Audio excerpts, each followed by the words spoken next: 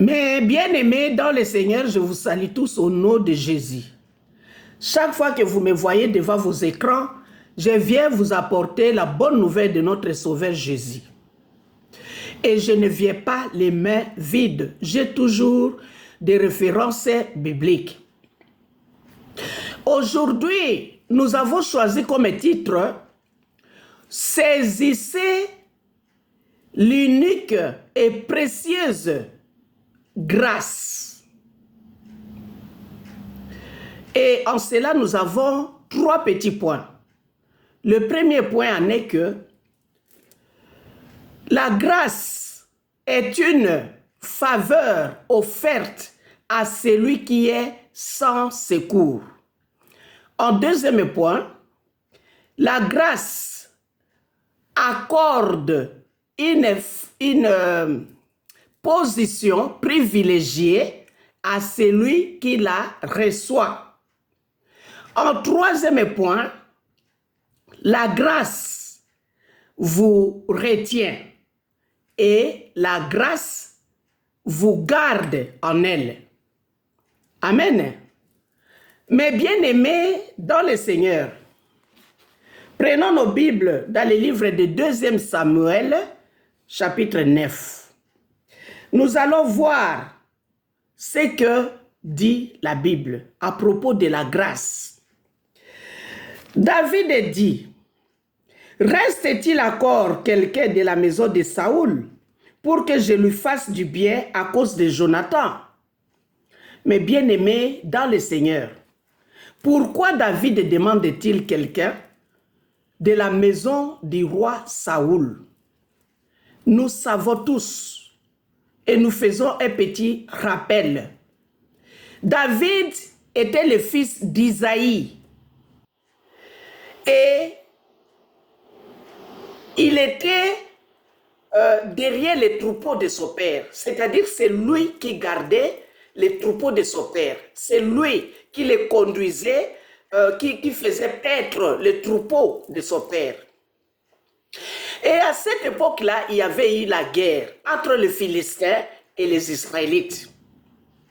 Et les frères de David, les aînés, étaient obligés d'aller en guerre. Comme souvent, les gens qui ont plus de 20 ans, quand il y a la guerre, ils doivent aller se battre contre les ennemis. C'était le cas des frères de David. Ils étaient allés en guerre. Et à un moment donné, leur père, qui est Isaïe, il a pris la nourriture, quelques nourritures, il a chargé David pour aller voir comment se portent ses frères là-bas dans les champs de tir, dans les champs de guerre. Il est allé pour voir aussi comment ça se passe là-bas. Quand il est arrivé, il a entendu parler d'un certain monsieur qu'on appelle Goliath, qui insultait le Dieu d'Israël. David n'a pas pu supporter. Il n'a pas pu se retenir. Il est allé se renseigner auprès des gens qui étaient là pour savoir qu'est-ce qu'on fera de celui qui tuera ce Goliath. Quelqu'un lui a répondu que le roi lui donnera toutes les richesses et aussi il lui donnera sa fille. Alors David était prêt à se battre contre Goliath. On l'a emmené devant le roi. Le roi lui a donné toute l'armure de guerre. Quand David s'est habillé avec toute cette armure pesait énormément. Il ne pouvait même pas avancer. C'était un petit garçon de 17 ans. Alors il a tout enlevé, il a demandé au roi qu'il va se battre avec sa lance-pierre. Il a ramassé 3 pierres et il s'est avancé devant Goliath pour enlever l'opprobre sur les Israélites. Quand Goliath l'a vu, il s'est moqué de lui parce que c'était un petit garçon Alors que Goliath, c'était un grand homme, un homme géant qui était, sa grandeur était de 2 mètres 35 centimètres. Et lui, Goliath, il a appris à se battre dès son enfance. Et quand il a vu David s'avancer et lui dire que lui ne pouvait pas critiquer le Dieu d'Israël, alors Goliath s'est moqué de David. Et David a dit, toi tu viens te battre contre moi avec toutes tes épées, mais moi je viens me battre contre toi au nom de l'Éternel. Et David s'est avancé avec sa lance-pierre, il a mis une pierre qu'il a lancée, il a visé directement le front de Goliath. La pierre était entrée là au front et Goliath était tombé sur place. Le jeune David s'est précipité pour aller couper la tête de Goliath et apporter la tête devant le roi. À ce propos, le roi lui a accordé ce qu'il avait promis. Il avait eu sa femme, la fille du roi Saoul. Plus tard, il y a eu la jalousie qui s'est installée entre le roi Saoul et le jeune David. Pourquoi? Le roi lui confiait chaque fois des missions délicates et il revenait toujours victorieux. Et les femmes chantaient, criaient, disaient, les jeunes David tuaient 10 000 Philistins, tandis que le roi Saoul tuait que 1000. Et le roi n'était pas d'accord, n'était pas content d'attendre des propos pareils. Il a cherché maintenant à éliminer David. Et grâce à Jonathan, le fils du roi Saoul, ce garçon Jonathan avait beaucoup aimé David. Il s'est lié à David, ils étaient devenus inséparables. Et chaque fois que le roi proposait ou planifiait de tuer David, Jonathan allait rapporter à son ami David d'aller se cacher. Jusqu'à ce que David s'est complètement fui. Il s'était enfui devant le roi. Il est allé se cacher pour de bon. Le roi aussi a cherché à le tuer, il n'a pas pu. Bref, le roi Saoul, avec Jonathan et les 2 autres fils du roi, étaient morts dans un combat qu'ils ont eu contre les Philistins. Le roi Saoul, Jonathan et les 2 autres fils sont morts, sont tombés. Ils étaient morts. Plus tard, David était devenu roi en Israël. Quand cet homme est devenu roi en Israël, il s'est souvenu de Jonathan, son ami intime, son ami fidèle. Il a dit ceci, David dit, « Reste-t-il encore quelqu'un de la maison de Saoul pour que je lui fasse du bien à cause de Jonathan ?» Il y avait un serviteur de la maison de Saoul nommé Tchiba, que l'on fit venir auprès de David, le roi, lui dit, « Es-tu Tchiba ?» Et il répondit, « Ton serviteur. » Le roi dit, « N'y a-t-il plus personne de la maison de Saoul pour que je juge envers lui de la beauté de Dieu ?» Et Tchiba répondit au roi, « Il y a encore un fils de Jonathan, perclus des pieds. » Le roi lui dit, « Où est-il » Tchiba répondit au roi, « Il est dans la maison de Makir, fils d'Amiel, à Lodébar. » Mes bien-aimés dans le Seigneur, David, il était reconnaissant envers Jonathan. Un homme reconnaissant. Quand il est devenu roi, il n'a pas oublié celui qui l'avait aidé à échapper devant le roi Saoul. Et ce n'était pas n'importe qui, c'était le fils du roi Saoul, qui a aidé David à échapper devant son père. Et cet homme est reconnaissant. Il a cherché, quand il est devenu roi, il avait tout le pouvoir, il a cherché à faire du bien à l'un des fils de Saoul ou de Jonathan. On lui apprend qu'il y a un fils de Jonathan qui est perclus, c'est-à-dire qu'il a perdu 2 pieds, il ne pouvait plus marcher, il était boiteux de 2 pieds. David a voulu voir ces garçons-là, qui étaient handicapés de 2 pieds. On l'a amené et ces garçons-là s'appelaient Mephibosheth. Mephibosheth est arrivé devant David, boiteux de 2 pieds. David lui a dit ceci au verset 7. « Ne crains point, car je vais te faire du bien à cause de Jonathan, ton père. Je te rendrai toutes les terres de Saoul, ton père, et tu mangeras toujours à ma table. » Alléluia. Mes bien-aimés, dans le Seigneur, nous sommes au premier petit point. Je vous rappelle le petit point de notre titre. Le titre était « Saisissez la précieuse et unique grâce que Dieu vous a accordée. » Saisissez cette grâce. Et nous avons 3 petits points que nous allons développer dans cette grâce-là. Nous allons définir la grâce comme une faveur offerte à celui qui est sans secours. Et maintenant, nous allons voir ces petits points-là. La grâce qui a été offerte, une faveur qui a été offerte à celui qui est sans secours.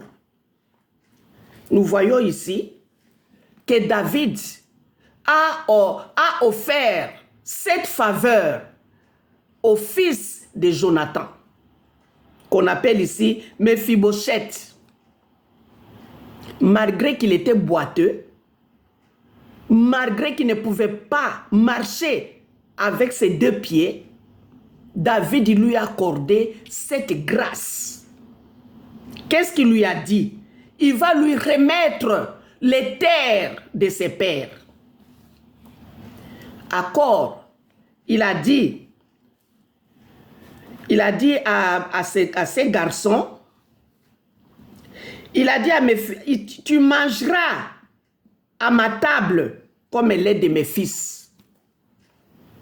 Quand vous lisez, mes bien-aimés dans le Seigneur. Lisez la parole de Dieu. Vous avez la Bible. Ça ne coûte rien du tout. Prenez ne fût-ce que 10 euros, 20 euros. Achetez une Bible. Et commencez à lire ce qui se trouve dedans. Vous nourrissez votre âme. Car notre âme ne mange pas de la viande, ne boit pas de l'eau, ne mange pas du poisson. Notre âme se nourrit de la parole de Dieu. Quand vous écoutez la parole de Dieu, vous vous nourrissez spirituellement. Et votre âme reste forte devant toutes les tentations de l'ennemi, toutes les attaques du diable. Votre âme restera forte devant les attaques des sorciers et des sorcières, devant toutes les attaques des magiciens. Alléluia. Mais bien-aimés dans le Seigneur, quand votre âme ne se nourrissait pas, vous tomberez dans chaque attaque de l'ennemi. Vous tomberez, vous serez dedans. Quand les sorciers et les sorcières viendront vous attaquer de nuit ou de jour, vous serez dedans. Pourquoi? Parce que vous ne vous nourrissez pas spirituellement. Mais bien-aimés dans le Seigneur. Cet homme, Mephibosheth, a reçu une grâce. Il était sans père. Personne ne pouvait lui remettre les terres de ses pères. Mais David a fait. David avait tout le pouvoir de lui remettre les terres qu'on avait prises de ses pères. Alléluia. mes bien-aimés dans le Seigneur. Cet exemple est si simple. Comment? Parce que nous, en tant que les hommes, nous étions bourrés de péchés. Quand vous lisez dans le livre d'Ésaïe chapitre 1, vous verrez que Dieu est en train de se lamenter à cause de nos péchés. Dieu ne peut plus voir nos vies traîner dans les péchés, dans les iniquités, les abominations, dans les erreurs, dans les fautes. Nous qui sommes pécheurs, nos parents, nos arrière-grands-parents sont incapables de nous délivrer de nos péchés. Comme nous dit la parole de Dieu, nous étions vendus gratuitement. Et Dieu veut nous délivrer aussi gratuitement. Comment? Dieu nous a accordé une grâce. Et quelle est cette grâce? Cette grâce, c'est Jésus. Il a envoyé Jésus-Christ sur la terre. Jésus a pris tous nos péchés sur lui. À cause de nos péchés, à cause des péchés que Jésus-Christ a portés sur lui, il a fallu qu'on le tue. Il a fallu qu'il soit maudit sur la croix. Il a fallu qu'il prenne nos places au lieu que nous soyons morts sur la croix. C'est Jésus-Christ qui a pris nos places. Alléluia. Mais bien-aimés dans le Seigneur, Jésus-Christ est mort sur la croix à cause de nous. Regardez cette grâce-là que Dieu nous a accordée. La grâce, il nous a offert une faveur. Nous ne devrions pas être appelés aujourd'hui les enfants de Dieu. Mais à cause de Jésus, à cause de la mort sur la croix de Jésus-Christ, aujourd'hui nous sommes appelés par le nom de Dieu. Nous sommes devenus des enfants de Dieu. Mais bien-aimés dans le Seigneur, c'est comme un Méphibosheth qui avait sans secours, qu'on avait pris toutes ses terres, les terres de ses parents, les terres de ses grands-parents. On lui a tout remis. Et on lui a aussi accordé de manger à la table du roi. Mais bien-aimés dans le Seigneur, nous qui devrions mourir avec tous nos péchés et empêcher de voir la face de l'Éternel et d'être rejetés, d'être jetés dans l'enfer. Aujourd'hui, nous avons la grâce.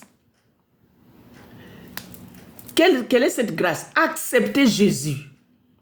Et un jour, nous serons au paradis avec notre Dieu. Nous mangerons avec Jésus. Nous dînerons avec Dieu. Mais bien-aimés dans le Seigneur, c'est le premier petit point. Dieu nous a accordé cette grâce. Nous qui étions des pécheurs, qui étions des pécheurs, nous avons eu la grâce.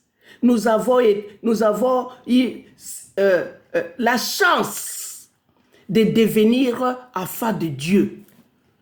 Avoir la grâce, c'est une chance extraordinaire. Mais bien aimé dans le Seigneur. Le deuxième point en est que cette grâce que nous définissons ici, cette grâce-là, elle nous accorde une position privilégiée. Cette grâce nous accorde une position privilégiée. Mais bien aimés dans le Seigneur, quand vous recevez la grâce de Dieu, vous allez aussi obtenir une position privilégiée, une position haute. vous serez quelqu'un très important aux yeux de l'Éternel. Et cette grâce-là que Dieu nous accorde ne nous coûte rien. Si Dieu avait fixé les prix de cette grâce, personne n'aura le fonds ou l'argent de l'acheter. Mais Dieu nous a offert cette grâce-là gratuitement. Vous ne payez rien du tout. Gratuit. À la condition d'accepter Jésus-Christ dans votre vie. Mais bien aimés dans le Seigneur, nous sommes à la deuxième position, ou bien nous sommes en deuxième petit point. Le deuxième petit point qui est une position privilégiée. La grâce nous a accordé une position privilégiée, nous qui étions abandonnés, nous qui étions loin de l'Éternel, nous qui étions les esclaves du diable, nous qui étions dans la prison du diable. Il nous commandait comme il voulait. Si aujourd'hui le diable vous envoie d'aller tuer quelqu'un, vous allez le faire gratuitement. Vous ne pouvez pas désobéir aux ordres du diable. Mais bien aimés dans le Seigneur, vous voyez dans quel état nous étions. Si aujourd'hui le diable vous dit, vous allez dévaliser les banques, vous devez aller voler tout. Si aujourd'hui le diable vous dit d'aller vous prostituer, que vous soyez homme ou femme, vous allez le faire. Vous voyez comment nous étions entre le maître du diable, nous étions dans sa prison. Nous n'étions pas libres. Nous ne pouvons pas refuser. Il était là tout le temps à nous forcer à commettre des crimes, à pécher du matin au soir. Nous étions là à désobéir à l'Éternel des armées. Mais bien aimés dans le Seigneur, la grâce, ici la parole de Dieu nous dit que la grâce a été accordée à ceux qui ont cru en Jésus. Comme vous avez cru en Jésus, Dieu a payé votre caution.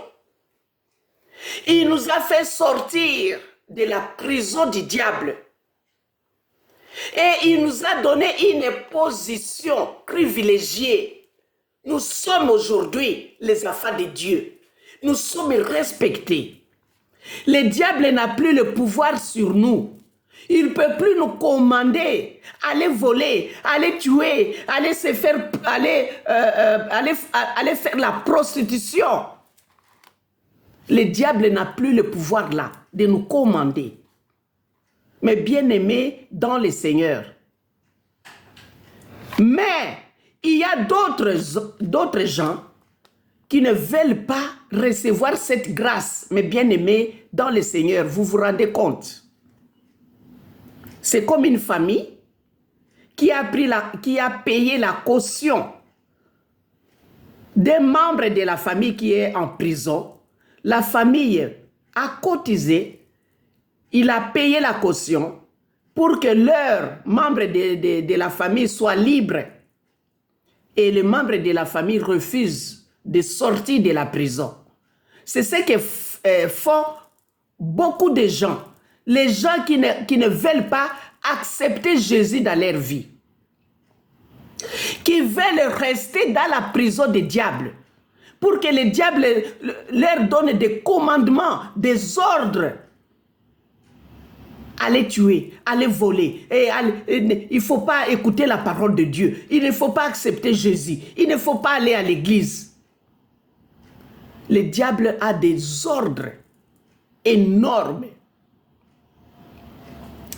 Mais bien aimés dans le Seigneur, dès que Jésus-Christ entre dans votre vie, vous êtes libre. Jésus-Christ a payé la caution de vos péchés. Il a payé. Il a pris tous vos péchés sur la croix. Il a été crucifié. Il est mort. Lui qui n'a jamais commis un péché. Mais bien aimé dans le Seigneur, la parole de Dieu nous dit que la grâce nous accorde une position privilégiée. Vous qui étiez esclaves, aujourd'hui vous êtes libres. Aujourd'hui vous êtes devenus enfants de Dieu. On vous considère. Quand vous marchez, les démons, les mauvais esprits ont peur de vous. Mais bien aimés dans le Seigneur, ça c'est la deuxième position. Nous sommes maintenant au troisième petit point. Le troisième petit point qui nous parle de soutien.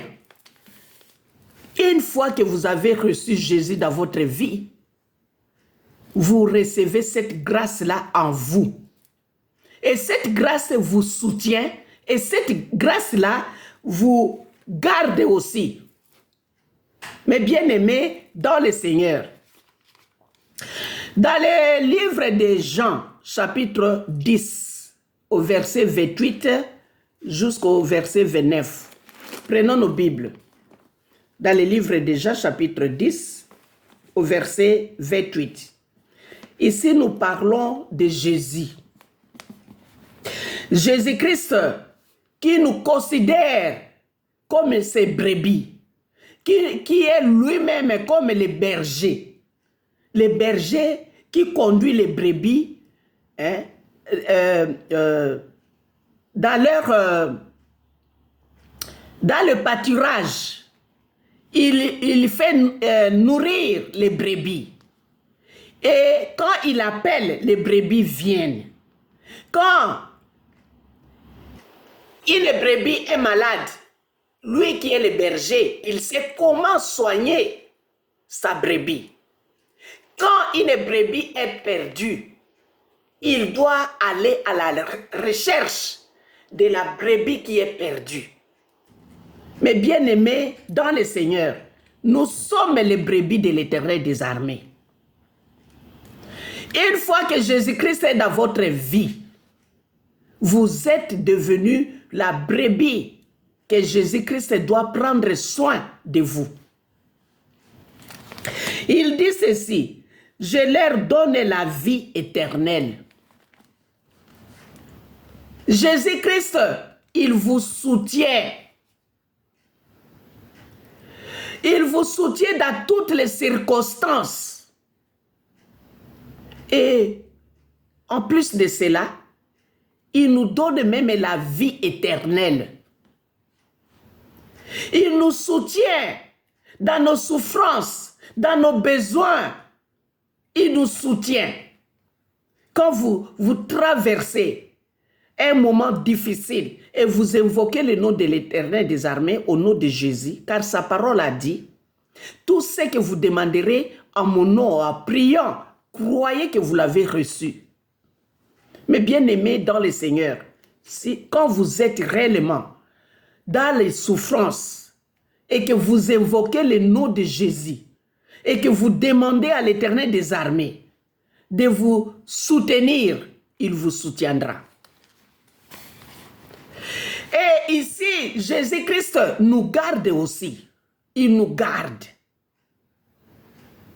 Regardez comment la grâce nous apporte dans nos vies. Jésus nous garde. Que ce soit les sorciers, les magiciens, les féticheurs, les marabouts, ne peuvent pas vous arracher des mains de l'Éternel des armées. Car Jésus-Christ vous garde. Quand vous êtes en Jésus, il est difficile que quelqu'un vienne vous arracher des mains de l'Éternel. Sa parole dit ceci.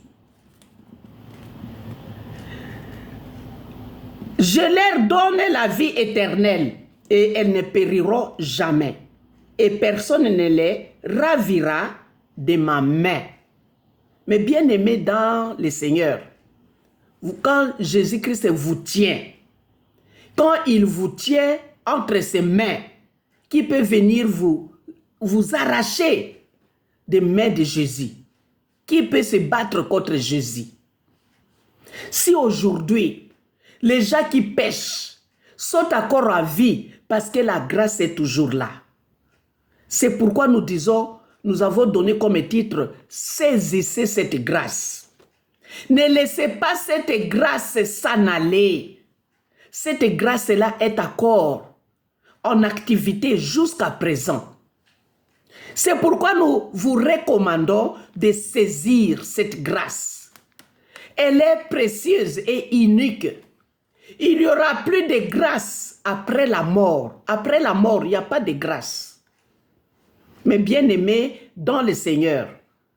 C'est pourquoi dans le livre de 1 Pierre chapitre 3, la parole de Dieu nous parle, nous dit que Jésus-Christ est mort une fois pour toutes. Et son esprit est allé jusque dans le séjour des morts. Il est allé délivrer les âmes qui étaient en prison. Et Jésus ne mourra pas une deuxième fois pour aller délivrer votre âme en prison. C'est pourquoi, mes bien-aimés, comme la grâce est encore là, profitez de cette grâce. Abandonnez tous les péchés. Recevez Jésus-Christ dans votre vie. Afin que le jour où Dieu prendra votre âme, que vous ne serez pas dans la prison des diables. Que votre âme soit parmi les âmes que Dieu a gardées sous l'autel en attendant que la fin du monde arrive. Mais bien aimés dans le Seigneur, nous avons vu 3 petits points qui nous parlent de la grâce. Le premier point en est que la grâce, sa définition en est que c'est une faveur offerte à celui qui est sans secours. Regardez ce que le roi David a fait à Méphibosheth. Ces garçons-là qui étaient boiteux de 2 pieds, qui ne devraient pas manger à la table du roi. Malgré son état, David lui a accordé cette faveur. David lui a offert cette faveur. Manger à la table du roi. Et au deuxième point, la grâce nous accorde une position privilégiée. Méphibosheth devrait manger comme le fils. Il était devenu comme le fils du roi. Il n'y avait pas de différence. Lui et le fils du roi David étaient égaux. Regardez cette position que lui n'en avait pas. Et nous, aujourd'hui, nous avons cette position-là. Nous qui étions des prisonniers, des esclaves du diable, nous avons reçu cette position. Aujourd'hui, nous sommes des enfants de Dieu. Et ce jour-là, au paradis, nous serons à table avec Jésus et Dieu. Nous mangerons avec eux. Alléluia. C'est une position privilégiée que nous n'avions pas. Le troisième point en est que la grâce nous soutient. Quand vous êtes dans une situation médiocre et que vous recevez Jésus dans votre vie et que vous invoquez le nom de Jésus, lui, il va vous soutenir. Vous trouverez la solution de votre problème. Et aussi, cette grâce vous garde. C'est-à-dire que que ce soit les sorciers, les magiciens, les sorcières, ne peuvent pas vous arracher des mains de l'Éternel. Même votre mort sera autorisée que par l'Éternel des armées lui-même. Personne sur la terre sera l'auteur de ta mort. Personne. Si Dieu n'accorde pas sa permission, si Dieu ne donne pas sa permission, personne ne te fera du mal. Amen. Mais bien-aimés dans le Seigneur, j'ai prié pour que cette parole reste dans vos vies, que vous compreniez que la grâce que Dieu nous a offerte, que cette grâce est très importante. Il faut la saisir. Il ne faut pas dire, oh moi je crois qu'en Dieu et je ne crois pas en Jésus. Là, vous perdez tous les deux. Car Jésus-Christ a dit dans le même livre de Jean là, chapitre 10 au verset 30, il a dit, moi et le Père, nous sommes un. Il ne faut pas dire, je crois qu'en Dieu. Jésus, non, qui est Jésus? Là, vous perdez tous les deux. Parce que Jésus est la grâce. C'est comme vous étiez à l'école et vous étiez dans une classe. Vous avez passé l'examen et vous n'avez pas réussi. Vous avez échoué. Et le directeur de cette école vient, il regarde, il dit, ah, j'ai pitié de vous. Je vais vous accorder une grâce. Au lieu de doubler, vous allez passer à une classe supérieure. Par exemple, vous étiez en 5e année secondaire. Au lieu de doubler, au lieu de recommencer la 5e année secondaire, le directeur vous dit, je vous accorde une grâce. Vous passez en 6e année secondaire. Mais bien aimé dans le Seigneur. Et quand on vous accorde cette grâce, vous dites, non, moi je ne passe pas en 6e année, je reste ici. Et on commence à se moquer de vous. Ah, vous avez échoué, non? Et vous avez recommencé la 5e. Et peut-être vous allez encore échouer. Et vous allez peut-être faire 10 ans, 20 ans. Et ça sera impossible, difficile de continuer encore les études. Mais Dieu nous a fait grâce. Au moment où vous êtes encore en vie, vous êtes en vie, recevez Jésus dans votre vie. Acceptez Jésus-Christ. Acceptez la grâce que Dieu nous a accordée. Il nous a offert cette grâce gratuitement. Cette grâce n'a pas de prix. Cette grâce, elle coûte énormément. Personne n'a le pouvoir d'acheter la grâce. Elle est gratuite. Dieu nous l'a accordée. Mais bien aimé dans le Seigneur, que cette parole de Dieu reste en vous et que vous vous souveniez à chaque moment et que vous vous gardez dans la sainteté, dans la pureté et surtout lisez la parole de Dieu couramment et aussi écoutez la parole de Dieu quand on prêche. Allez dans des églises là où on prêche la parole de Dieu. Et non dans des églises là où on opère que des miracles. Mais qu'est-ce qu'on va faire avec tous ces miracles-là? Aujourd'hui, on opère les miracles. Demain, mais la parole qui est la grâce, la parole qui nourrit votre âme, la parole qui retient votre âme forte devant toutes les attaques diaboliques, sataniques. Où est cette parole? Cherchez plutôt l'église là où on prêche la parole de Dieu. Amen. Merci l'Éternel des armées, notre Dieu, notre Père.